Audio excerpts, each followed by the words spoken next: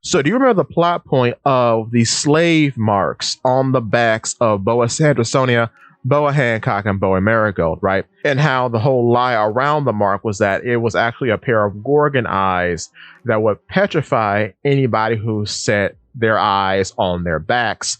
This curse was also the excuse for these sisters having their devil fruit powers. However, their devil fruit powers result from being force-fed devil fruits while they were in captivity. So I think that Amazon Lily will be one of the nations allied with the Straw Hat Pirates, and that will be Luffy's territory, and therefore the Kuja Pirates will be a part of the Straw Hat Grand Fleet at some point. Out of all the warlord characters, I don't think Hancock will be one to join the Cross Guild organization. But with that being said, I do think that the people of Amazon Lily will be confronted with Boa Hancock and her sisters having the Celestial Dragon branding. And maybe in front of everyone, Luffy goes Gear 5th and rips each Celestial Dragon mark off the back of the sisters, and then turns that Celestial Dragon mark into a Straw Hat Jolly Roger and then slaps it back on their backs.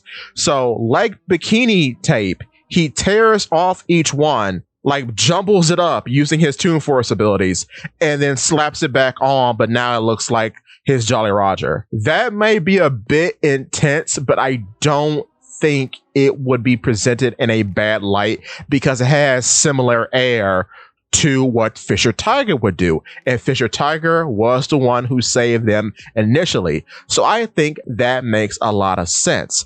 Additionally, we know he can do this because back in Egghead, when Top Man Warcreek yelled at him as a giant pig, all of his different effects and details fell off. And then in the next panel, we see him sticking them back on as if they were stickers. So if he can do that to himself, and we know how he can affect other people in very similar ways, like in the Kaido fight and so on and so forth, then I don't think this is an impossibility, and he can just rip the marks off as if they were bikini wax tape and then mash them up and then turn them into Straw Hat Jolly Rogers.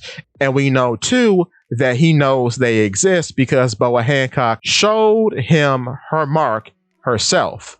So he knows they exist. So if there's ever a time in which the Kuja Pirates join the Straw Hat Grand Fleet officially, I think this would happen. And this will be done in front of the entirety of Amazon Lily. But with that being said, give me your thoughts and tell your friends about Polypede Works.